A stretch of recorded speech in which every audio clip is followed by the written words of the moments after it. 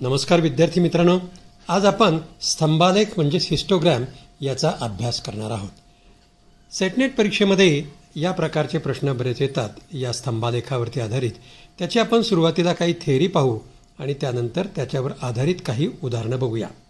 सुरुवातीला हा स्तंभालेख दिलेला आहे, तर दिलेली माहिती संकलित केलेली असते, त्याचा स्तंभ काढला असतो, त्याला स्तंभालेख असं म्हणतात. हे अशा प्रकारे सगळ्यात सोप्या पद्धतीने मांडणी आपल्याला करून याच्यावरून दिलेल्या माहितीचा अर्थ लावता येतो. आता या आकृतीकडे नीट पहा. इथे 2015 ते 2018 या वर्षांमध्ये एका कंपनीने वस्तूची केलेली विक्री ही लाखामध्ये दिलेली आहे. तर या आलेखाचा आपण विचार केला तर 2015ला 10 लाख आहे, तर 2018ला त्या वस्तूची विक्री 30 लाख आहे. हा असा वेगवेगळ्या आकाराचा आलेख आपल्याला स्तंभालेख दिसत आहे.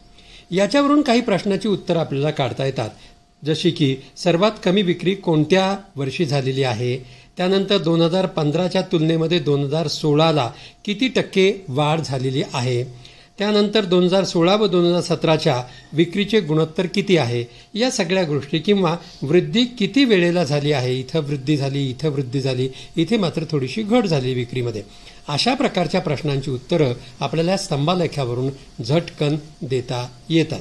आता आपण दुसरा त्याच्या पुढचा जो प्रकार आहे स्तंभालेखातला तो म्हणजे जोड स्तंभालेख, त्याचा विचार करूया.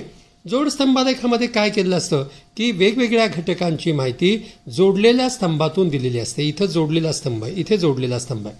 आपण उदाहरणातून समजून घेऊया. हा आलेख नीट पहा. हा जोड स्तंभालेख आहे. राम व श्याम यांनी 3 चाचण्यामध्ये मिळवलेले गुण, पहिली चाचणी, दुसरी चाचणी, तिसरी चाचणी, चाचण्या यक्ष अक्षावरती दाखवल्या आहेत आणि वाय अक्षावरती त्यांचे गुण दिलेले आहेत.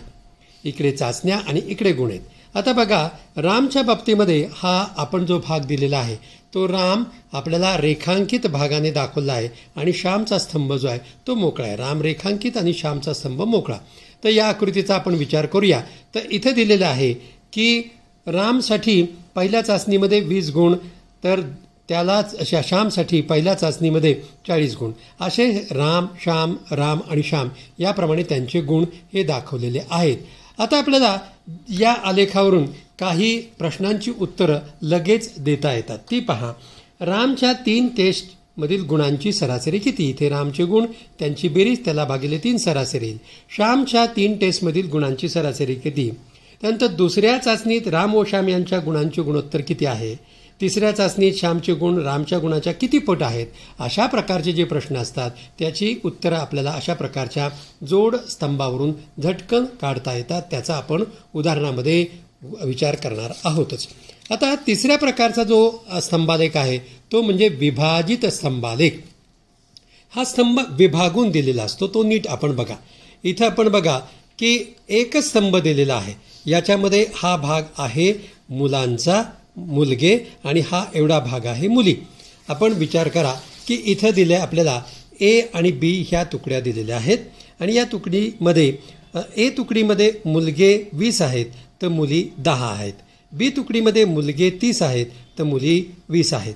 यांची एकत्रित बेरीज केली तर ए तुकडीमध्ये 30 विद्यार्थी, बी तुकडीमध्ये 50 विद्यार्थी, यांच्या एकत्रित बेरीज करून हा इथे स्तंभ ए साठी हा काढलेला आहे. ए साठी स्तंभ एकूण 30चा आहे. मुला मुलींची बेरीज. एकाच स्तंभामध्ये 2 घटक दाखवलेत म्हणून याला विभाजित स्तंभ असे म्हणतात. या आलेखावरून आपल्याला कोणत्या वर्गात मुलींचे प्रमाण जास्त आहे, म्हणजे आता इथं 30पैकी 10 आहे तर इथं 50पैकी 20 आहे, त्याचं शेकडेवारी काढून आपल्याला ठरवावं लागेल. अशा प्रकारच्या प्रश्नांची उत्तर आपल्याला काढता येतात. ए व बी तुकडीतील मुलांचे गुणोत्तर किती? ए व बी तुकडीतील मुलांचे गुणोत्तर किती याचंही उत्तर आपल्याला काढता येतं. बी मुलांचे मुलीपेक्षा किती पट जास्त आहेत? बी तुकडीमध्ये मुले मुलांपेक्षा किती पट जास्त आहेत याचं उत्तर आपल्याला इथे काढता येतं. अशा प्रकारे वेगवेगळ्या म्हणजे साधा स्तंभालेख, जोड स्तंभालेख आणि विभाजित स्तंभालेख यांचा विचार आपल्याला पुढे परीक्षेतील उदाहरणामध्ये करायचा आहे. आपण तो विचार करूया. विद्यार्थी मित्रांनो, आता हे उदाहरण पहा. पार्थ व शुभम यांनी 4 एकदिवसीय क्रिकेट सामन्यामध्ये केलेल्या धावांचा जोड स्तंभालेख खाली दिला आहे. त्याचे निरीक्षण करा व आलेखासोबतच्या प्रश्नांची उत्तरे शोधा. आता नीट आलेखाचं आपण निरीक्षण करायचं आहे. पार्थ व शुभम यांच्या वेगवेगळ्या पहिला, दुसरा, तिसरा आणि चौथा या प्रकारे केलेल्या क्रिकेटच्या सामन्यामध्ये केलेला स्कोअर आहे. इथे दिलेला आहे, आपल्याला दिलंय. पार्थच्या बाबतीमध्ये हा रेखांकित भाग आहे आणि शुभम जो आहे तो मोकळा स्तंभ दिलेला आहे. हे आपण नीट ध्यानामध्ये घ्यायचं आहे. त्यामुळे पहिला प्रश्न असा विचारला आहे की पार्थच्या धावाची सरासरी कोणती. आता पार्थचे धावा ज्या आहेत त्या आलेखावरून आपल्याला दिसतील. त्याचा जर आपण नीट विचार केला तर बघा, पार्थ पहिल्यामध्ये 40 आहेत, दुसऱ्यात 60, तिसऱ्यात 70 आणि चौथ्या सामन्यामध्ये 50 आहेत. मग आपण त्याची सरासरी काढूया. म्हणून पार्थच्या धावाची सरासरी आपण बघा, पार्थ धावांची सरासरी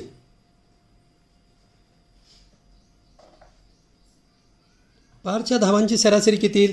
पहिल्या सामन्यामध्ये 40, दुसऱ्या सामन्यामध्ये 60 इथे दिले, दुसऱ्या सामन्यात 60, तिसऱ्या सामन्यामध्ये 70 आणि चौथ्या सामन्यामध्ये 50 आणि एकूण सामने आहेत 1, 2, 3, 4 म्हणून त्याला छेदस्थानी आपल्याला किती येतील, छेदस्थानी 4. या सर्वांची बेरीज किती झाली, यांची बेरीज 220 होते. 0 0 0 0 5 7 5 12 12 आणि 6 18 18 आणि 4 22 220 छेदस्थानी 4. 220ला जर 4ने भागलं तर 4 1 4 4 5 20 आणि त्यानंतर 5 चोक 20 55 आणि म्हणून 55 ही पार्थच्या धावांची सरासरी असं आपल्याला म्हणता येतं. म्हणून दिलेल्या उत्तरामध्ये हे 2 पर्याय, दुसरा पर्याय हे त्याचं उत्तर आहे असं आपल्याला म्हणता येईल. आता पुढचा प्रश्न दिलाय, पार्थ व शुभम यांच्या एकूण धावांचे गुणोत्तर किती. पार्थ व शुभम यांच्या एकूण धावांचे गुणोत्तर. आता पार्थच्या धावा लिहून घेऊत आपण. पार्थ, त्याच्या धावा आपल्याला माहिती त्या आहेत एकूण 220 वरती आपण काढलेलं आहे. आता शुभमच्या धावांचा आपण विचार करूया. शुभमच्या धावा किती ते नीट लक्षात घ्या. शुभमच्या धावा इथे 50, 50 अधिक 30 80, 80 अधिक 60 140, 140 अधिक 100 240 आणि म्हणून शुभमच्या धावा आपण इथे मांडूया. शुभमच्या धावा आहेत या 240. आता याचे आपल्याला काय पाहिजे, गुणोत्तर पाहिजे. म्हणून काय करावं लागेल, पार्थ व शुभम यांच्या धावांचं गुणोत्तर ते असं होईल. गुणोत्तर काय येईल तर 220 छेदस्थानी 240. 220 छेदस्थानी 240. इथे हे 0 गेले. 22 आणि 24 याला प्रत्येकी 2 ने भाग जाईल. 11 दुने 22 आणि इथे येतील 12 दुने 24 आणि म्हणून गुणोत्तर किती आलं, 11/12. 11/12. इथे आपण जर प्रश्नामध्ये त्याच्या उत्तरात बघितलं तर पर्याय क्रमांक 4 11/12 हे त्याचं गुणोत्तर आहे. म्हणून पर्याय 4 हे त्याचं उत्तर असेल. अशा प्रकारे आपण दोन्ही प्रश्नाची उत्तरं काढली आहेत. आता आपण पुढचं उदाहरण बघूया. आता हे उदाहरण पहा. एका शहरातील 4 वेगवेगळ्या प्रभागातील राहणाऱ्या बालकांना पोलिओ डोस दिला गेला की नाही याचे सर्वेक्षण करून प्राप्त माहिती पुढील विभाजित स्तंभालेखाद्वारे दर्शविली आहे.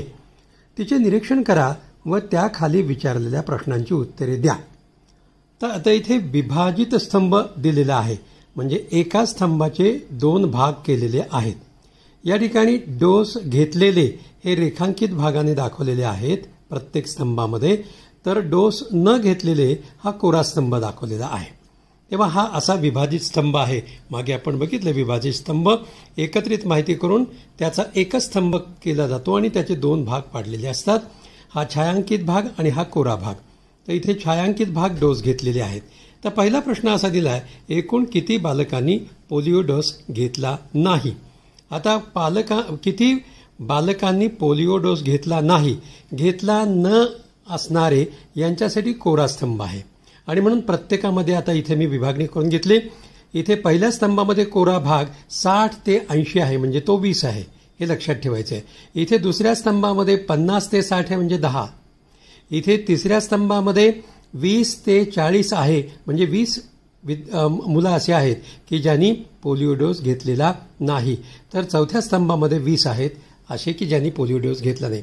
तर या सगळ्यांची आपल्याला बेरीज करावं लागेल, म्हणजे एकूण किती अशी बालकं आहेत की किती बालकांनी पोलिओ डोस घेतला नाही. तर इथं 20 अधिक 10 30 अधिक 20 50 अधिक 20 70 आणि म्हणून एकूण 70 बालक असे आहेत की ज्यांनी हा पोलिओ डोस घेतला नाही. म्हणून त्याचं उत्तर 3C हे होईल. आता पुढच्या प्रश्नाकडे आपण बघूया.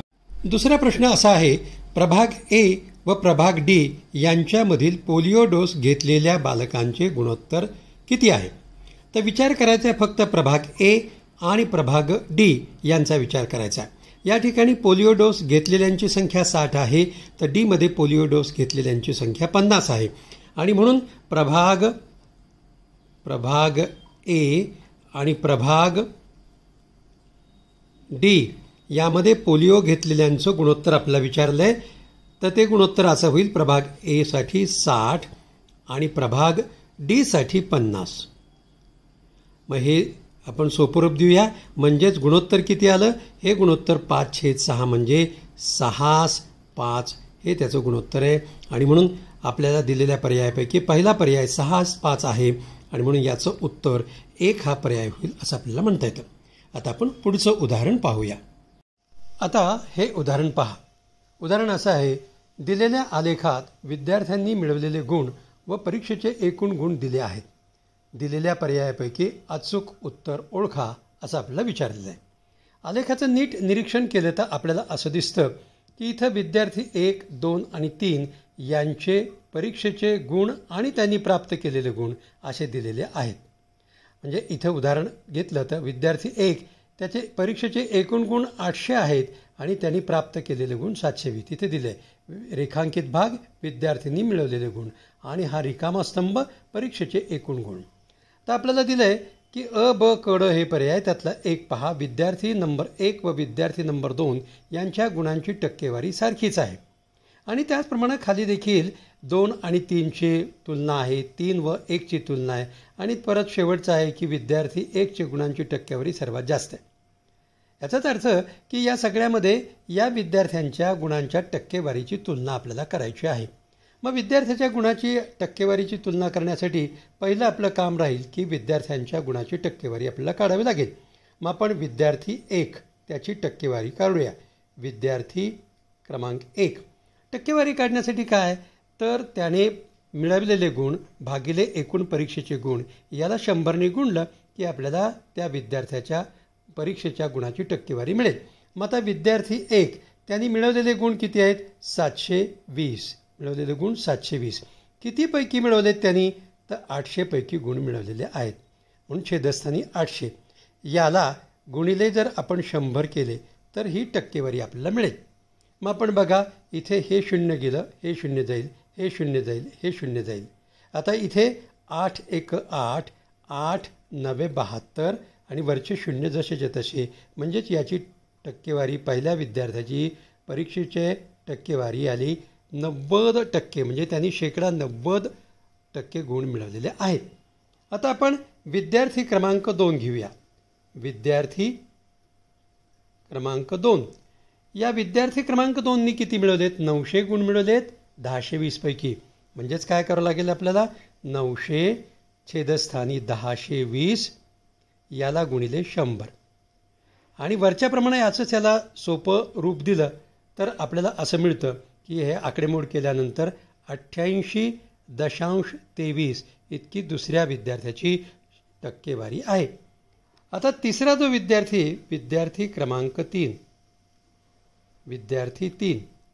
त्याच्या बाबतीमध्ये 950 पैकी 850 त्यांनी गुण मिळवलेत म्हणून 850 त्यांनी मिळवलेले गुण परीक्षेचे एकूण गुण 950 याला गुणिले 100 जर केले तर आपल्याला या विद्यार्थी 3ची टक्केवारी येईल आणि 3ची टक्केवारी आहे 89.47 येते याला सोपं रूप दिल्यानंतर. आता आपण आपल्या पर्यायाकडे जाऊया. पर्याय 1 काय म्हणतो, 1 व 2 यांच्या गुणांची टक्केवारी सारखीच आहे. 1च्या गुणाची टक्केवारी 90 आणि 3च्या गुणाची टक्केवारी आहे 89.47. ही सारखी आहे का, नाही.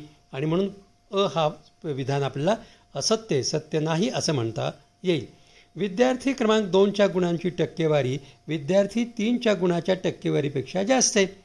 2ची जास्त आहे असं म्हणतात, पण प्रत्यक्षात 3ची जास्त आहे, म्हणजे ब हे विधानसुद्धा आपल्याला अचूक आहे असं म्हणता येणार नाही. आता तिसरं पहा, विद्यार्थी क्रमांक 3ची गुणाची टक्केवारी विद्यार्थी नंबर 1च्या गुणाच्या टक्केवारीपेक्षा जास्त आहे. आता 3ची टक्केवारी 89.47 आणि 1च्या टक्केवारी 90%. प्रत्यक्षात 1ची टक्केवारी जास्त आहे आणि म्हणून हे तिसरं जे विधान आहे ते सुद्धा सत्य आहे असं आपल्याला म्हणता येत नाही. आता शेवटचं ड हे विधान पहा, विद्यार्थी नंबर 1ची गुणाची टक्केवारी सर्वात जास्त आहे. या तिघांचा जर आपण तुलनात्मक विचार केला आणि बरोबर आहे 90% हे सर्वात जास्त आहे आणि म्हणून या सगळ्या प्रश्नांपैकी ड हे त्याचं उत्तर आहे, कारण ड अचूक उत्तर आहे असं आपल्याला म्हणता येतं. आता आपण पुढचं उदाहरण बघूया. विद्यार्थी मित्रांनो, आपण नेटच्या सुद्धा परीक्षा देत आहोत, म्हणून मुद्दाम काही हिंदीतून उदाहरणं घेतलेत, ती नीट लक्षात घ्या. निम्नलिखित निम्नांकित दंड आरेख भारत के आयात व निर्यात इलेक्ट्रॉनिक्स से संबंधित है. प्रश्नों को पढ़िए और उत्तर दीजिए. या आलेखाचं नीट निरीक्षण करा. याच्यामध्ये 96 पासून 2000 पर्यंत आयात निर्यातीचा जोड स्तंभालेख दिलेला आहे. आयात निर्यात लाखामध्ये दिलेली आहे. आपण प्रश्नाकडे जाऊया. इथे निर्यात ही रेखांकित भागाने दिले आणि मोकळा स्तंभ जो आहे तो आयातीचा, हेही ध्यानामध्ये ठेवा. कितने वर्षों में आयोजकों को लाभ हुआ. आता एक गोष्ट आपल्याला लक्षात ठेवायची, तर लाभ केव्हा होतो की जेव्हा लाभ हा जर व्हायचा असेल तर आयात ही आपली कमी लागते आणि निर्यात जास्त लागते. निर्यात ही जास्त लागते. आयात कमी आणि निर्यात जर जास्त असेल तेव्हाच आपल्याला लाभ होतो. मग अशा प्रकारची स्थिती किती ठिकाणी बघा.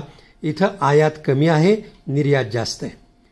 या ठिकाणी नाही, या ठिकाणी नाही. इथे बघा, इथे आयात कमी, निर्यात जास्त आहे आणि म्हणून 1996 साठी 10 वजा 8 बरोबर 2 लाख इतका लाभ आहे. तर 1999 साठी 15 वजा 14.5 बरोबर 0.5 इतका लाभ आहे. आणि म्हणून ह्या 96चं वर्ष आणि 99चं वर्ष या 2 वर्षामध्ये लाभ झाला आहे आणि म्हणून इथं पर्यायापैकी 2 वर्षों में, म्हणून पर्याय सी हे त्याचं उत्तर आहे. आता आपण पुढच्या प्रश्नाकडे जाऊया मित्रांनो. पुढचा प्रश्न असा दिलेला आहे की सर्वाधिक लाभ और सर्वाधिक हानि में कितने लाख का अंतर है. आता आपण सर्वाधिक लाभ आणि सर्वाधिक हानी आपण काढूया. तर एकेका वर्षाचा आपण विचारात घेऊया. तर 1996चा जर आपण विचार केला तर 1996 मध्ये 10 वजा 8 इथे दिसतंय, 10 वजा 8 आणि याचा आयात निर्यातीचा विचार केला तर इथे आयात कमी, निर्यात जास्त, म्हणून 2 लाख इतका 2 लाखाचा लाभ होईल. 2 लाख लाभ झाला.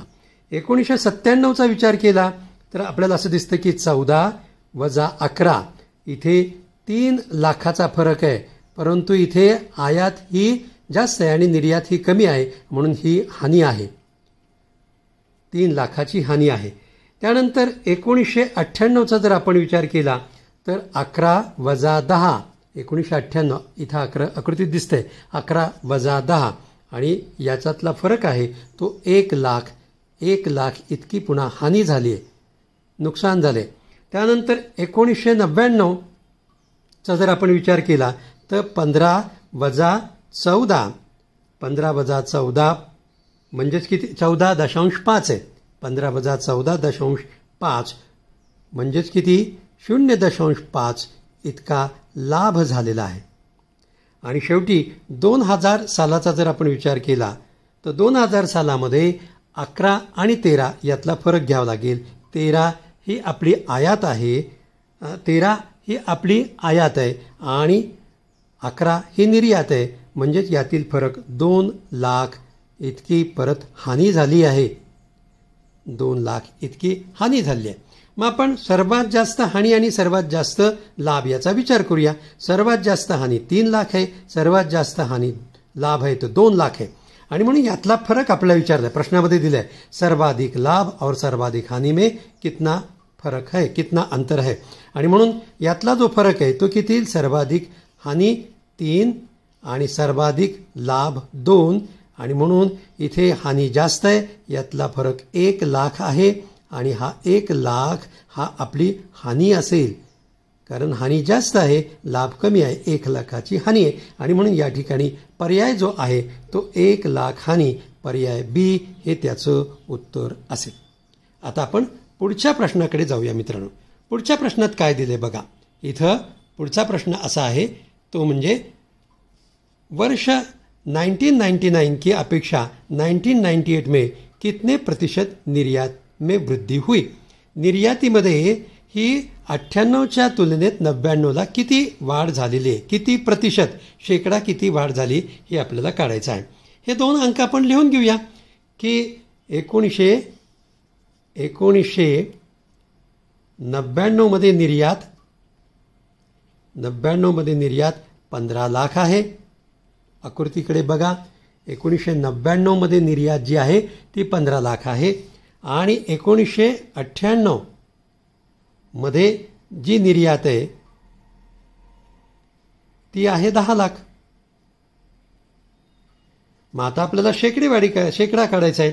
मग या दोघांमध्ये झालेली वाढ किती ती आपण बघूया. झालेली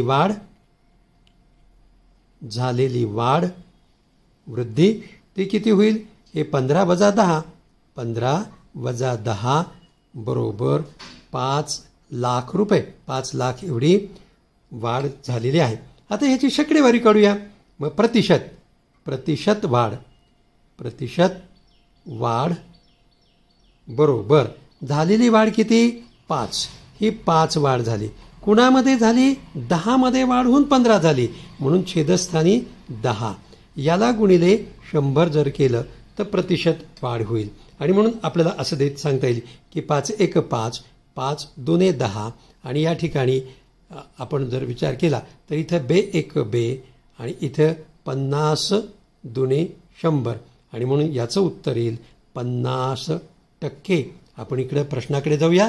प्रश्नामध्ये असं दिलं आहे की 1999 की अपेक्षा 1998 में कितनी प्रतिशत निर्यात हुई, तर 50%. हे सी हे त्याचं उत्तर आहे, म्हणून आपल्याला याचं उत्तर सी हे घ्यावं लागेल. 50%ची ही 98च्या तुलनेमध्ये 99ला निर्यातीमध्ये वाढ झाली आहे. आता आपण पुढच्या प्रश्नाकडे जाऊया. वर्ष 1996 से 2000 तक का औसत आयात क्या था. औसत सरासरी, तर सरासरी आयात किती याचा आपल्याला विचार करायचा आहे. आपण बघूया, या प्रश्नाचं उत्तर काढूया आपण की 1996 ते 2000 यात एकूण आयात घेऊया. एकूण आयात ती एकूण आयात किती झालेली आहे, एकूण आयात आहे त्याचा आपण बेरीज करूया. इथे आलेखामध्ये दिसतंय एकूण आयात आहे पहा. इथे 8, इथे 14, 11, 14.5 आणि 13 या सगळ्यांचा एकत्रित आपण बेरीज करूया. ती किती होईल, 8 अधिक 14 अधिक 11 अधिक 14.5 अधिक 13, या सगळ्यांची बेरीज झाली 60.5. आणि मग आता याची सरासरी काढूया. सरासरी आयात बरोबर एकूण बेरीज किती 60.5 आणि एकूण वर्ष किती आहेत, वर्ष दिलेली आपल्याला 5, म्हणून 5ने भागावं लागेल. एकूण वर्ष 5 आहेत, ते 5 वर्षाशी 1 2 3 4 5 या 5 वर्षांनी इथे भागावं लागेल. आणि म्हणून याला जर भागाकार दिला तर 5 1 5, 5 1 5, 5 2 10 आणि 5 1 5 म्हणजेच किती आली 12.1 इतका आपल्याला प्रतिशत एवढी टक्के आपल्याला वाढ झालेली दिसते. म्हणून वर्ष 1996 से 2000 तक का औसत सरासरी आयात क्या होगा, तो किती आहे, सरासरी आयात टक्के नाही इथे येईल तर इथे 12.1 इतकी त्याची सरासरी असेल. आता आपण पुढचं उदाहरण पाहूया. विद्यार्थी मित्रांनो, आता हे उदाहरण पहा. निम्नलिखित आरेख के अनुसार बताइए कि लड़कियों के किस खेल में रुचि सबसे कम है. कोणत्या खेळामध्ये मुलींची रुची कमी आहे हे या आलेखावरून आपल्याला विचारलेलं आहे. तर आता सुरुवातीला आपल्याला इथं दिले बास्केटबॉल, क्रिकेट, फुटबॉल, हॉकी आणि इथे मुलींचा सहभाग. यामध्ये रेखांकित भाग जो आहे ते मुले आहेत आणि मोकळा जो स्तंभ आहे तो मुलींचा आहे. मग आपण मुलींचा जो स्तंभ आहे इथे दाखवलेत, तर मुलींची संख्या आपण प्रत्येक प्रकारच्या खेळामध्ये किती ते अगोदर ठरवून घेऊया आणि मग त्यावरून पुढे कोणत्या खेळामध्ये कमी मुली आहेत ते आपल्याला शेकडा प्रमाण काढून ठरवावं लागणार आहे. तर इथे बघा, आता बास्केटबॉलसाठी 100 पासून 125 पर्यंत म्हणजे 25 मुली या ठिकाणी या बास्केटबॉल खेळणाऱ्या आहेत. इथे क्रिकेटमध्ये जर आपण विचार केला तर इथे 125 पासून ते 200 म्हणजे इथे हे 50 अधिक हे 25 म्हणजे इथे 75 मुली आहेत की ज्या क्रिकेट खेळत आहेत. त्यानंतर आपण फुटबॉलचा विचार करूया. फुटबॉलमध्ये 100 पासून ते 150 पर्यंत म्हणजे 50 मुली अशा आहेत की त्या फुटबॉल खेळणाऱ्या आहेत. आणि इथे हॉकीचा जर विचार केला तर पुन्हा 125 पासून 150 पर्यंत म्हणजे इथे 25 मुली हॉकी खेळणाऱ्या आहेत. आता प्रश्न असा आहे की कोणत्या खेळामध्ये सगळ्यात कमी रुची मुलींची आहे. मग त्यासाठी आपण प्रत्येक प्रकारच्या खेळासाठी मुलींची शेकडेवारी आपण काढूया. तेव्हा नीट लक्षात घ्या. आता क्रमांक 1 आपण बघूया. बास्केटबॉल याच्यासाठी मुली ज्या आहेत त्याचं पर्सेंटेज आपण काढूया. मुलींचं पर्सेंटेज किती येईल शेकडा प्रमाण. तर बास्केटबॉलसाठी मुली किती आहेत 25. एकूण किती मुली आहेत 125. इथून इथपर्यंत 125 म्हणजे छेदस्थानी 125 येईल गुणिले 100 म्हणजे मुलींचं शेकडा प्रमाण येईल. आता इथे आपल्याला काय करता येईल. 25 1 25, 25 5 100, 5 1 5, 5 20 100 आणि म्हणून बास्केटबॉलमध्ये मुलींचं शेकडा प्रमाण 20% आहे. आता दुसरा भाग बघूया आपण. दुसरा खेळ क्रिकेट. क्रिकेटसाठी मुलीची टक्केवारी, मुलींचं शेकडा प्रमाण बरोबर. क्रिकेटमध्ये मुली किती आहेत. मुली 75 आहेत. एकूण खेळणारे किती आहेत तर एकूण खेळणारे 200 आहेत मुलं मुली मिळून आणि म्हणून याला 100ने गुणलं की मुलींची टक्केवारी आपल्याला मिळेल. मग कशा होईल. 100 1 100, 100 2 200, परत इथे भाग दिला 2 1 2 आणि या ठिकाणी 75 निम्म 37.5 37.5 आणि म्हणून या क्रिकेटची टक्केवारी 37.5% होईल. आता तिसरा आपण खेळ घेऊया तो म्हणजे फुटबॉल. नीट पहा. फुटबॉलसाठी टक्केवारी, फुटबॉल याची टक्केवारी आपल्याला घ्यायची. तर फुटबॉलसाठी किती मुली फुटबॉल खेळतात ते पाहावं लागेल. फुटबॉलसाठी 50 मुली खेळतात. कितीपैकी खेळतात तर एकूण स्तंभाची उंची 150 छेदस्थानी 150 गुणिले 100 असे आपल्याला घ्यावे लागतील. मग या ठिकाणी काय होईल तर 50 1 50, 50 त्रिक 150, 3 1 3, 100ला जर 3ने भागलं तर 33.33 इतकं उत्तर येईल आणि म्हणून फुटबॉलची टक्केवारी आली 33.33 एवढे टक्के. 33.33 इतके टक्के. आता पुढे चौथा आपला खेळ आहे तो म्हणजे हॉकी. हॉकीसाठी मुलीची टक्केवारी किती ते आपण ठरवूया. हॉकीसाठी मुली किती खेळतात तर 25 आणि त्या कितीपैकी खेळतात तर 150 पैकी. एकूण किती 150 म्हणून याला छेदस्थानी 150 गुणिले 100. मग आता इथे पहा हे 0 गेलं, हे 0 गेलं. इथे 5 5 25, इथे 5 त्रिक 15 म्हणजेच काय होईल इथे 10 5 50 छेदस्थानी 3 आणि याला जर भाग दिला तर इथे हे 3 एक 3, 3 सखा 18, 3 सखा 18, 3 सखा 18 म्हणजेच किती येईल? हे इथं उत्तर येईल त्याचं 16.66%. मग आता एकत्रित आपण विचार करूया की विचारलेल्या प्रश्नामध्ये कोणत्या खेळामध्ये सर्वात कमी रुची मुलींची आहे. मुलींची सर्वात कमी रुची कोणत्या खेळामध्ये? या सगळ्यांचा इथं विचार केला तर सर्वात कमी 16.66% आहे आणि 16.66 हा हॉकी खेळ आहे. आणि म्हणून या दिलेल्या प्रश्नामध्ये आपल्याला पर्याय क्रमांक 1 हॉकी आहे. हॉकी खेळामध्ये या खेळामध्ये हॉकीमध्ये सर्वात कमी रुची आहे कारण त्याचं पर्सेंटेज कमी आहे. म्हणून याचं उत्तर हॉकी पर्याय क्रमांक ए हा त्याचं उत्तर असेल. आता आपण पुढचं उदाहरण बघूया. विद्यार्थी मित्रांनो, आता हे उदाहरण पहा. नीचे दिए गए ग्राफ का अध्ययन कीजिए और दिए गए प्रश्नों के उत्तर दीजिए. काय दिलाय हा ग्राफ?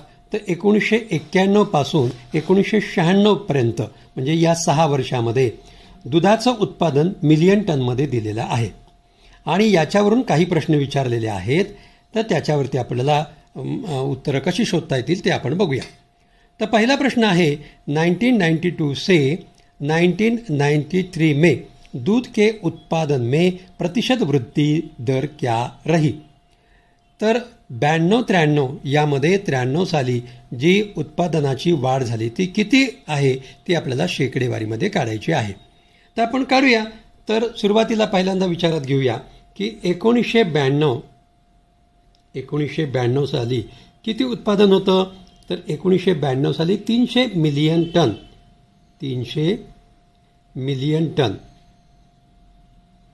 300 मिलियन टन इतकं उत्पादन होतं. त्यानंतर 1993ला किती होतं? 1993ला जे उत्पादन आहे ते 350 आहे. आकृतीवरून आपल्याला दिसते 1993 350 मिलियन टन. मग त्यातली वाढ किती झाली? या दोघांची वजाबाकी म्हणजेच किती होईल? 350 वजा 300 बरोबर 50 एवढे मिलियन टन एवढी वाढ झाली आहे. मग आता या वाढीचा आपण शेकडा पर्सेंटेज काढूया. म्हणून शेकडा वाढ झालेली वाढ किती आहे? 50. किती वरती वाढ झाली? 300 मध्ये वाढ होऊन 350 झाले म्हणजे झालेली वाढ 300 मध्ये आहे म्हणून छेदस्थानी 300 घ्यावे लागतील गुणिले 100. मग काय होईल या ठिकाणी? 100 एक 100, 100 त्रिक 300 आणि 50ने जर आपण या 50ला जर 3ने भागलं तर 3 एक 3, त्यानंतर 3 सख 18, त्यानंतर 3 सख 18, पुन्हा 3 सख 18 म्हणजेच 16.66 आणि म्हणून हे अप्रॉक्सिमेट आपल्याला 16.67% आहे असं म्हणता येतं. आणि म्हणून उत्तराचा जर विचार केला या प्रश्नाच्या तर इथे पहा, इथे 16.67 हा बी पर्याय आहे आणि म्हणून याचं उत्तर बी आहे असं म्हणता येईल. म्हणून 92च्या तुलनेत 93ला जी झालेली शेकडा वाढ आहे ती 16.67% आहे. आता आपण पुढचं एक उदाहरण बघूया. त्यामध्ये काय विचारले पहा. पुढचा प्रश्न असा आहे, कौन से 2 वर्ष ऐसे है जहां उत्पादन समान था? अशी 2 वर्ष कोणती की ज्याच्यामध्ये उत्पादन समान होतं त्याचा आपण विचार करूया. आता आकृतीकडे नीट पहा. 1991ला 200, 92ला 300, तसाच इकडे विचार केला तर 1995ला हे पुन्हा 300 आहे म्हणजे 92 आणि 95 या 2 वर्षाचा 1992 व 1995 या दोन्ही वर्षामध्ये 300च आहे, दोन्हीचं समान आहे आणि म्हणून असे किती वर्ष आहेत? अशी 2 वर्ष आहेत. 2 वर्ष आहेत की ज्याच्यामध्ये हे उत्पादन समान आहे. मग पर्यायाचा विचार करूया. पहिलाच दिलाय पर्याय 92, 95, 92, 96. आपल्याला काय 92 आणि 95 आणि म्हणून पर्याय क्रमांक 1 ए जो आहे हा याचा 1992, 95 हा याचा पर्याय आहे आणि म्हणून याचं उत्तर ए आहे. आता आपण पुढचं उदाहरण पाहूया. पुढचा प्रश्न बघूया. आता पुढचा प्रश्न पहा. कितने वर्षों में उत्पादन अवसाद उत्पादन से कम हुआ? सरासरी उत्पन्नापेक्षा कमी उत्पन्न अशी किती वर्ष आहेत त्याची संख्या आपल्याला विचारलेली आहे. त्यामुळे आपल्याला एकूण सगळ्या वर्षांचं सरासरी उत्पादन काढावं लागेल. म्हणून आपण ते घेऊया. सर्व वर्ष सरासरी उत्पादन किती होईल? या सगळ्यांची बेरीज प्रत्येकाची 200 अधिक 300 अधिक 350 ते आपण घेऊया. मग 200 अधिक 300 अधिक 350 अधिक 250 अधिक 300 अधिक 400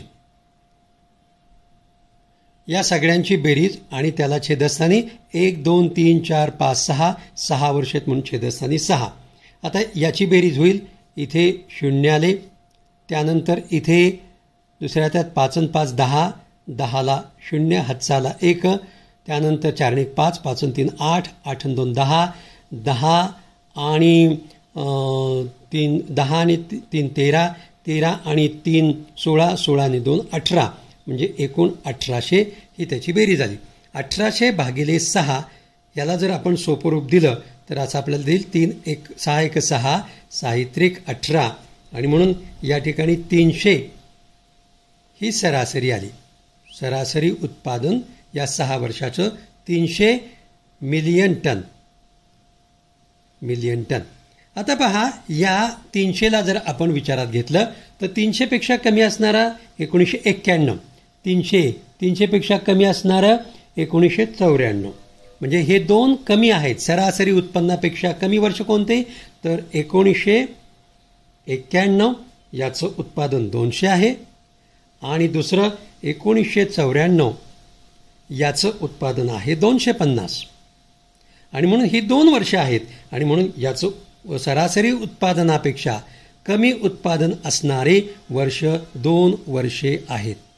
अशी 2 वर्षे आहेत की ज्याचं उत्पादन हे सरासरी 300 मिलियन टनपेक्षा कमी आहे आणि ते आहेत 1991 1994 म्हणून याचं उत्तर येईल 2 वर्षों में. म्हणून या पर्यायाला आपल्याला बरोबर मानावं लागेल म्हणून ए हा पर्याय त्याचं उत्तर असेल. आता आपण पुढचं उदाहरण बघूया. विद्यार्थी मित्रांनो, आता हे उदाहरण पहा. दिए गए दंड आरेख का अध्ययन करके इस पर आधारित प्रश्नों का उत्तर दीजिए. तर इथे काय केलंय, 1995 ते 1999 अशी वर्ष दिली आहेत आणि या प्रत्येक वर्षामध्ये युनायटेड प्रकाशन याची विक्री दिली हजारामध्ये. प्रत्येक वर्षामध्ये दिलेली विक्री हजारामध्ये दिलेली आहे. तर यावर आधारित पहिला प्रश्न असा आहे कि 1995 से 1999 तक यूनाइटेड प्रकाशन का औसत वार्षिक कारोबार कितने हजार रुपये का है. तर या 95 ते 99 मध्ये सरासरी वार्षिक कारोबार किती हजाराचा झाला ते आपल्याला विचारले. त्याची सरासरी काढायची आहे. मग त्याच्या विक्रीची आपल्याला सरासरी काढावी लागेल. म्हणून 1995 पाहता पहिला प्रश्न त्याचं उत्तर आपण बघूया. 1995 ते 1999 सरासरी विक्री आपण काढूया. सरासरी विक्री काय होईल? सरासरी विक्री बरोबर या सगळ्यांची बेरीज 40 50 35 55 आणि 60 ते आपण बेरीज करूया. काय होईल? 40 अधिक 50 अधिक 35 अधिक 55 अधिक 60 आणि किती आहेत वर्ष? 1 2 3 4 5 म्हणून याला छेदस्थानी 5 येईल. 5ने भागावं लागेल. मग आता याची बेरीज किती आली? याची बेरीज आहे 5 आणि 5 10, 10ला 0, चला 1 6 आणि 1 7, 7 5 12, 12 आणि 3 15, 15 आणि 5 20 आणि 4 24, 240 छेदस्थानी हे 5 आहेत. आता 5ने आपण भाग देऊया. 5 1 5, 5 चोक 20, उरले 4 त्याच्यावर घेतले शून्याचे झाले 40, 5 48 आणि म्हणून याची 48,000 कारण हजारामध्ये विक्री दिली आहे. 48,000 इतकी विक्री इथं होईल हजारामध्ये विक्री आणि म्हणून इथं याच्यात पर्यायामध्ये पहिलाच पर्याय आहे 48,000 म्हणून याचं उत्तर आपल्याला ए आहे असं म्हणता येईल. आता आपण पुढचा प्रश्न बघूया. पुढल्या प्रश्नात असं विचारलं आहे कि 1997 की तुलना में 1998 में प्रकाशन के कारोबार में कितनी प्रतिशत की वृद्धि हुई। 97च्या तुलनेत 98 मध्ये किती वृद्धी झाली आहे कारभारमध्ये आणि ती प्रतिशत विचारली म्हणजे त्याचा आपल्याला शेकडावारी काढावं लागेल। तर आपण लिहून घेऊया की 1997 पहा आता 1997 मध्ये झालेली विक्री किती आहे, ती आहे 35 आणि ती हजारामध्ये म्हणून 35,000। 1997 मध्ये 35,000 आणि 1998 मध्ये विक्री किती आहे, 1998 मध्ये विक्री आहे ती 55,000।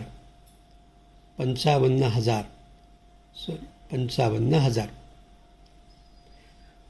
हे 55,000 आणि हे 35,000 म्हणून यातली वाढ काढताना काय होईल, वाढ बरोबर हे 55,000 वजा हे 35,000 याची वजाबाकी आली 20,000। आता ही 20,000 वाढ मिळाली याची आपण शेकडेवारी करूया म्हणून शेकडा वाढ बरोबर झालेली वाढ किती 20,000। किती मध्ये वाढ झाली, 35ची वाढ होऊन 55 झाले म्हणून 35 मध्ये झालेली ती वाढ आहे म्हणून छेदस्थानी 35,000 याला गुणिले 100 म्हणजे आपल्याला शेकडेवारी मिळेल। मग आता पहा काय काय होईल, या ठिकाणी हे 0 गेलं, हे 0 गेलं, हे 0 गेलं, हे 0 गेलं, हे 0 जाईल, हे 0 जाईल। आता आपल्याला इथे 5 ने भाग देऊया तर म्हणजे 5 7 35 आणि इथे येईल 5 चोक 20 आणि वरची 2 शून्य जसेचे तसे म्हणजे 400 छेदस्थानी 7 ते आपण मांडूया। 400 छेदस्थानी 7 आपल्याला मिळाले। परत याला भाग देऊया 7 1 7 7 5 35 त्यानंतर उरले 5 त्यानंतर 7 7 49 उरला 1 त्यानंतर 7 1 7 झाले 10 त्यामुळे 7 1 7 आणि परत 3 उरले 7 चोक 28 आणि म्हणून याचं 57.14 याचं जर अप्रॉक्सिमेट आपण काढलं तर साधारण याचं 57% इतकं उत्तर येईल। 57 इतके साधारण 57% इतके प्रतिशत वृद्धी झालेली आहे। पर्यायाकडे जाऊया, पहिला 60 आहे आणि दुसराच आपला बी 57 दिलेला आहे आणि म्हणून याचं उत्तर या प्रश्नाचं उत्तर बी आहे असं आपल्याला म्हणता येतं। आता आपण पुढचं उदाहरण पाहूया। विद्यार्थी मित्रांनो, आता हे उदाहरण पहा। प्रश्न क्रमांक 31 आणि 32 हे पुढील आकृतीवर आधारलेले आहेत। हा प्रश्न सेट एक्झामिनेशन 27 डिसेंबर 2020ला जी झाली त्या परीक्षेत आलेले हे उदाहरण आहे, त्याचा आपण नीट अभ्यास करूया। पुढील आकृतीमध्ये ABC या कंपनीच्या सन 2011 ते 2015 या काळातील एका ठराविक वस्तूची लाखांमधील निर्यात व त्यापासून निर्माण झालेला कोटी रुपयामधील महसूल दाखविते आणि ह्या इथे 2011 ते 15 या ठिकाणी जोड स्तंभालेख दिलाय। इकडे ज्या आडव्या रेषा आहेत या आडव्या रेषा आपल्याला क्वांटिटी एक्सपोर्टेड निर्यात केलेल्या वस्तूंची संख्या आणि तिरक्या ज्या रेषा आहेत या इथे दिसत आहेत या रेव्हेन्यू जनरेटेड महसूल निर्मिती वस्तू विकल्या आणि त्यापासून मिळालेला महसूल असा हा जोड स्तंभालेख प्रत्येक वर्षीचा दाखवलेला आहे। त्यावर आधारित आपल्याला काही प्रश्न विचारलेले आहेत। हा इकडे जो दिलेला आहे तर रेव्हेन्यू जनरेट किती झाला आहे तो आपल्याला कोटीमध्ये दिलेला आहे आणि वस्तू विक्री ज्या आहेत त्या लाखामध्ये आहेत। तेव्हा या दोन गोष्टीचा विचार करून आपल्याला प्रश्नांची उत्तरं द्यायची आहेत। कोणत्या वर्षात निर्यात प्रतिवस्तू महसूल निर्मिती कमाल आहे। मग आता निर्यात प्रतिवस्तू महसूल निर्मिती म्हणजे काय, revenue generated per unit exported. तर निर्यात केलेल्या प्रत्येक वस्तूंनी निर्माण केलेला कमाल महसूल आपल्याला काढायचा आहे। तर आता प्रत्येक वर्षासाठी असा कमाल महसूल किती ते काढावा लागेल। आपल्याला एक गोष्ट इथे लक्षात घ्यावी लागेल की आपण असं समजूया की प्रत्येक वर्षी आपल्याला 11 ते 15 या प्रत्येक वर्षी 1 लाख वस्तू विकल्या आहेत आणि त्यापासून निर्माण झालेला कोटीतील महसूल आपण काढूया आणि मग त्याच्यावरनं कम्पेअर करूया। त्यातला कमाल जो असेल ते वर्ष आपल्याला घ्यावं लागेल। मग आपल्याला बघा तर प्रत्येक वर्षी असं आपण म्हणू प्रत्येक वर्षी 1 लाख वस्तू विकल्या, 1 लाख वस्तू त्याची विक्री झालेली आहे. निर्यात केलेल्या वस्तू, ह्या वस्तू आपण निर्यात केल्यात आणि त्यापासून महसूल किती मिळतो ते आपण बघूया. मग आपल्याला प्रत्येक वर्षाचं काढायचं आहे. तर 2011, 2012, 2013, 2014 आणि 2015. तर इथे 10 लाख वस्तू 20 कोटी आपल्याला महसूल, म्हणजेच 1 लाखासाठी आपल्याला काढायचं आहे. तर 2011साठी 20 कोटी रुपये मिळाले 10 लाख वस्तू विकून, आणि म्हणून त्याच्यावरून आपल्याला 1 लाखासाठी आपल्याला यामध्ये मिळणारे आहेत ते 2 कोटी रुपये, 2 कोटी महसूल जमा होईल. आता 2012ची गोष्ट कशी आहे, तर इथे 15 कोटी ह्या इथे महसूल आहे आणि 5 लाख वस्तू या ठिकाणी मिळालेल्या आहेत. आता 5 लाख वस्तू आपण विकल्या तेव्हा 15 कोटी महसूल, म्हणजेच इथे किती 3 कोटी महसूल यावर्षी जमा होतो, 3 कोटी. आता आपल्याला 2013ची गोष्ट जर विचारात घेतली तर तिथे किती 35 कोटी मिळालेले आहेत आणि 15 लाख वस्तू विकल्या आहेत. आणि त्यामुळं प्रति लाखासाठी आपल्याला किती कोटी मिळाले, 2.33 कोटी इतकं महसूल आपल्याला मिळेल.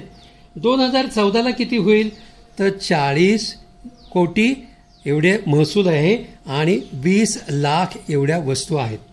त्यामुळं उत्पन्न किती होईल महसुलामध्ये, 2 कोटी रुपये आपल्याला मिळतील. आणि शेवटच्या वर्षी 2015 ते म्हणजे 50 कोटी आपल्याला महसूल मिळतो आणि 30 लाख वस्तू विकल्या जातात. त्यामुळं प्रति लाख 1.66 इतके कोटी आपल्याला मिळतील. मग आता याचं कम्पॅरिझन करा की सर्वात जास्त महसूल, कमाल महसूल प्रत्येक वेळी 1 लाख वस्तू विकल्यात असं आपण धरलंय, तर इथे 3 लाख हे कमाल आहेत, सर्वात जास्त आहेत, आणि ते वर्ष आहे 2012. आणि म्हणून निर्यात केलेल्या प्रत्येक वस्तूने निर्माण केलेला कमाल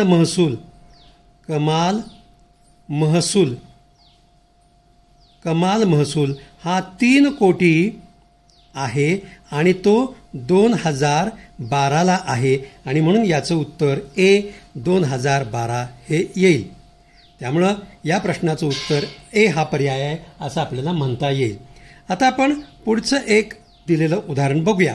या उदाहरणात असं विचारले की 2011 ते 2015 या काळात प्रतिवस्तू सरासरी महसूल निर्मिती किती आहे. प्रतिवस्तू सरासरी महसूल निर्मिती ती काढण्यासाठी काय करावं लागेल, एकूण लाखातल्या वस्तूंची बेरीज आणि एकूण कोटीमधील महसूल, आणि त्याच्यावरनं आपल्याला एका वस्तूसाठी किती किंमत द्यावी लागते हे जर काढलं आपल्याला, तर आपल्याला प्रतिवस्तू सरासरी महसूल निर्मिती ती आपल्याला मिळेल. मग आपण ते काढूया. आपण असं घेऊया की 2011, 2012, 2013, 2014 आणि 2015 हे आपली वर्ष आहेत, 5 वर्ष. त्यामध्ये वस्तू ज्या आहेत त्या लाखात, वस्तू लाखामध्ये यावर्षी 10 लाख वस्तू, 2012ला 5 लाख वस्तू, त्यानंतर 2013ला 15 लाख वस्तू आहेत, 2014ला 20 लाख वस्तू आहेत आणि 2015ला 30 लाख वस्तू आहेत. या सगळ्यांची जर वस्तूंची जर आपण बेरीज केली तर एकूण 80 लाख वस्तू आपण विकलेल्या आहेत 5 वर्षात मिळून. यामधून एकूण महसूल किती मिळाला कोटीमध्ये, महसूल कोटीमध्ये, महसूल कोटी तो किती आहे, इथं 2011ला 20 कोटी, 2012ला 15 कोटी, 2013ला 35 कोटी, 2014ला 40 कोटी, 2015ला 50 कोटी इतका महसूल मिळाला. याची एकूण बेरीज किती, तर 160 कोटी आपल्याला मिळाले, 160 कोटी. आता आपण ही बेरीज अशी मिळवली दोघांची, म्हणजे 2011 ते 2015 वस्तू लाखामध्ये आणि महसूल कोटीमध्ये यांची बेरीज 80 लाख वस्तू विकल्या तेव्हा 160 कोटी रुपये मिळाले. जर 80 लाख वस्तू विकल्या तेव्हा 160 कोटी मिळाले. तर एक वस्तू विकली तर किती आपल्याला त्यापासून महसूल मिळेल हे आपल्याला काढायचं आहे. मानूया की आपण एक्स त्याची किंमत आहे, एका वस्तूसाठी एक्स इतका आपला महसूल आहे आणि म्हणून मग आपल्याला असं करता येईल. ही त्रैराशिक मांडल्यानंतर एक्स बरोबर 160 कोटी.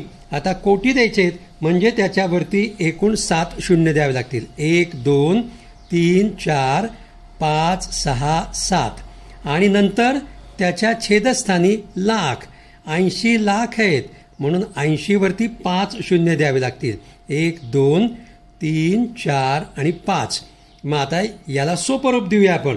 याला सोपरूप दिलं तर हा शून्य गेलं, हे शून्य गेलं, हे शून्य गेलं, हे शून्य गेलं, हे शून्य गेलं, हे शून्य गेलं, हे शून्य गेलं, हे शून्य गेलं.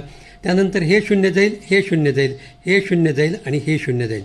वरती आले 1600 आणि छेदस्थानी 8 आहेत आणि म्हणून 8 1 8 8 2 16. वरचे हे 2 शून्य जसेचे तसे आणि म्हणून याची किंमत येईल 200 रुपये. म्हणून एक वस्तू जर आपण विकली तर त्यापासून 200 रुपये आपल्याला मिळतील आणि म्हणून प्रतिवस्तू सरासरी महसूल हा 200 आहे. आपण उत्तराकडे गेलो तर याच्यामध्ये बी हा पर्याय 200 रुपये आहे आणि म्हणून याचं उत्तर बी आहे असं आपल्याला म्हणता येतं. त्यामुळं असं हे उदाहरण सोडवलेलं आहे. आता आपण पुढच्या उदाहरणाकडे जाऊया. विद्यार्थी मित्रांनो, आता हे उदाहरण पहा. यामध्ये पुढील आकृतीत C1, C2, C3 आणि C4 या 4 कंपन्यांच्या 3 सलग वर्षांच्या निर्यातीचा कोटी रुपयामध्ये आलेख दिला आहे. ही जी निर्यात आहे ही कोटी रुपयामध्ये दिलेली आहे आणि हे उदाहरण हे सेट एक्झामिनेशन 16 एप्रिल 2017ला आलेलं उदाहरण आहे. हे सेट डी मधलं उदाहरण घेतलेलं आहे. तर आता इथे आपल्याला दिलं आहे C1, C2, C3, C4 2013. त्याचप्रमाणे 2014 C1, C2, C3, C4 आणि परत 2015मध्ये C1, C2, C3, C4 ही कोटी रुपयामध्ये त्यांची निर्यात प्रत्येक वर्षी प्रत्येक कंपनीची या 3 वर्षामध्ये दिलेली आहे. यावरून आपल्याला काही प्रश्न विचारलेले आहेत.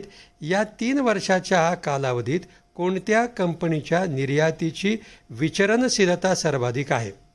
आता विचरणशीलता, याला विचलनशीलताही असं म्हणतात. तेव्हा व्हेराबिलिटी ज्याला आपण म्हणतो,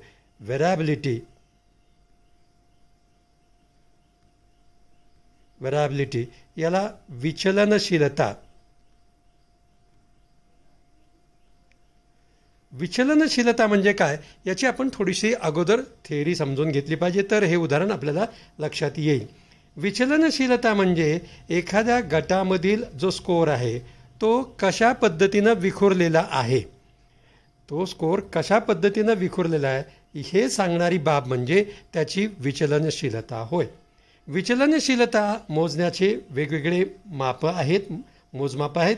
मेजर्स ऑफ व्हेराबिलिटी ती कोणकोणती, त्यातलं पहिलं म्हणजे रेंज आहे, दुसरं व्हरायन्स आहे, स्टँडर्ड डेव्हिएशन आहे आणि इंटरक्वार्टाईल रेंज आहे. तर या 4 गोष्टीद्वारा ही विचलनशीलता मोजली जाते. आपण या ठिकाणी रेंजचा वापर करणार आहोत. रेंज ही रेंज कशी आहे त्याच्यावरती त्याची विचलनशीलता त्या गटाची अवलंबून असते. आपण एक उदाहरण लक्षात घेऊया. समजा की माझ्याकडे D1 हा एक गट आहे आणि D2 हा गट आहे.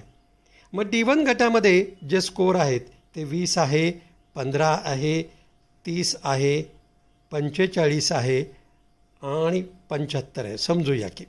D2 गटामध्ये 60, 40, 30, 35 आणि 20 समजा असे 2 गट आहेत, त्यांचे स्कोअर आहेत. आता पहा इथे सर्वात कमी 15 आणि सर्वात जास्त 75 आणि म्हणून यांची जी रेंज आहे, रेंज ती काय होईल, इथे 75 वजा 15 बरोबर या गटासाठी 60 रेंज झाली. या गटासाठी रेंज किती होईल, सर्वात जास्त किती आहेत, 60 आहेत, सर्वात कमी किती आहेत, 20 आहेत आणि म्हणून या गटाची जी रेंज आहे ती किती होईल, 60 वजा 20 बरोबर 40.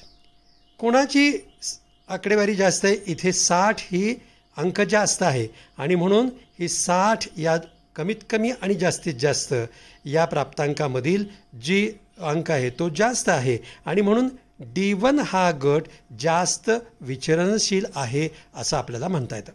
आता त्याचा उपयोग आपल्याला या उदाहरणामध्ये करायचा आहे. तो कसा करायचा ते आपण बघूया.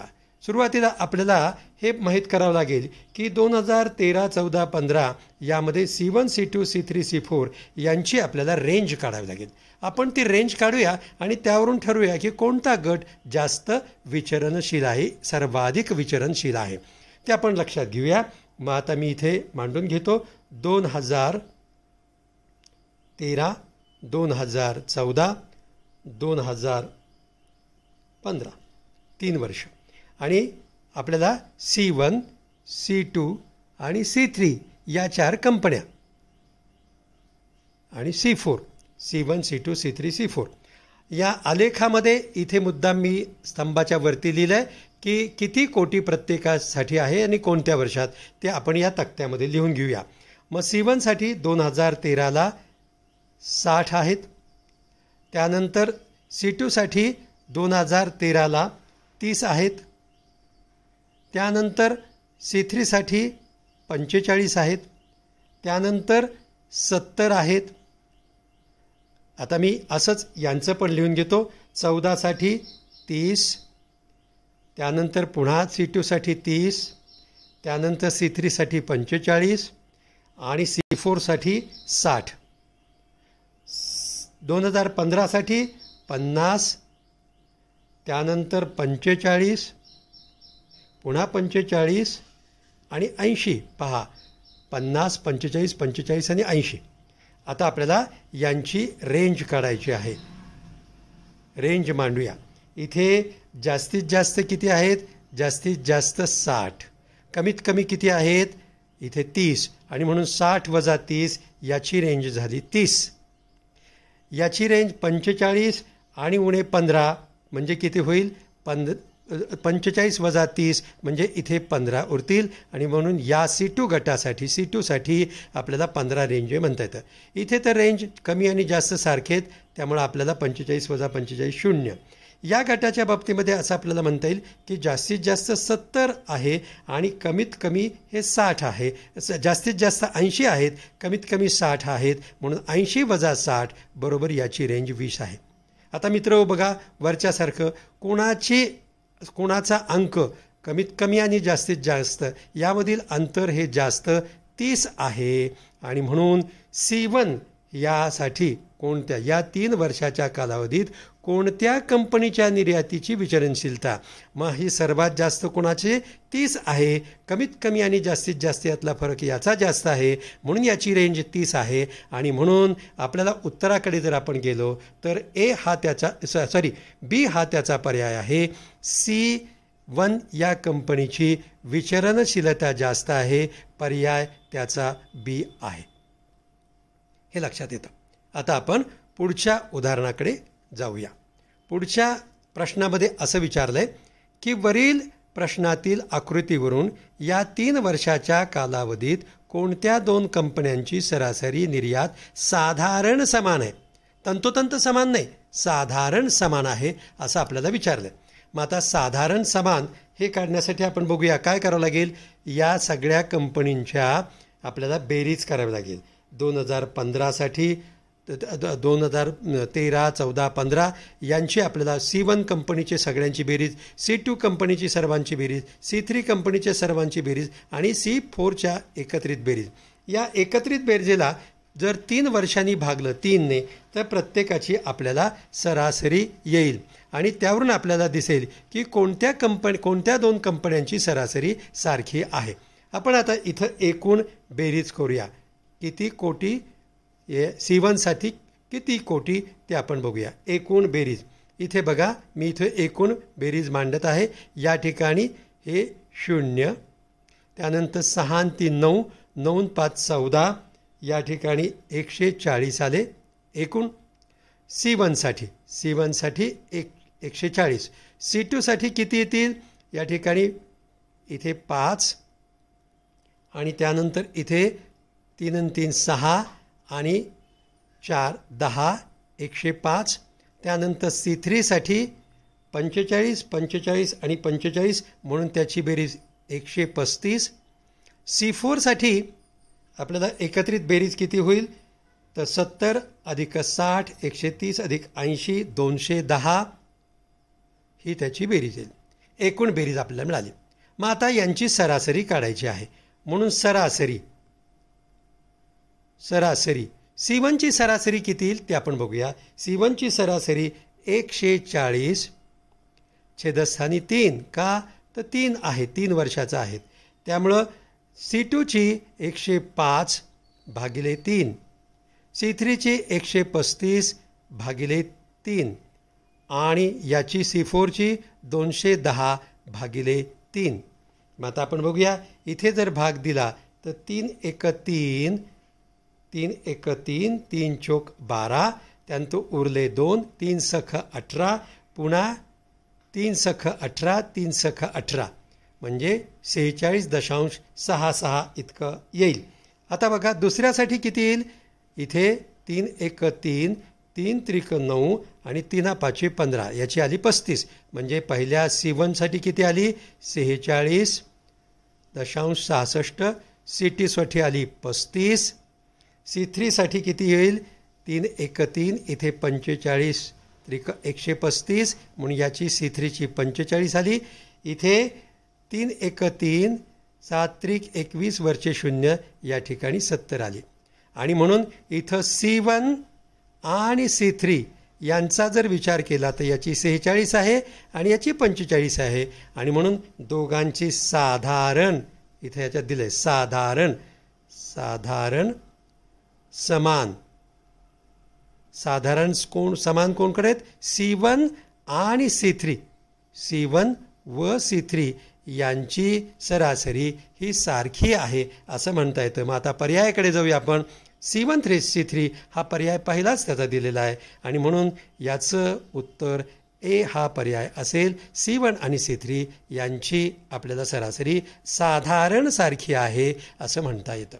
तर अशा प्रकारे आपण या व्हिडिओमध्ये वेगवेगळ्या परीक्षेमध्ये आलेली उदाहरणं पाहिली आहेत. स्तंभालेखाचे विविध प्रकार, स्तंभालेख साधा, जोड स्तंभालेख, विभाजित स्तंभालेख याचाही विचार केलेला आहे. तेव्हा हा व्हिडिओ आपल्याला नक्कीच उपयोगी पडेल. पुढचा भाग आपण पुढच्या व्हिडिओमध्ये बघूया. धन्यवाद.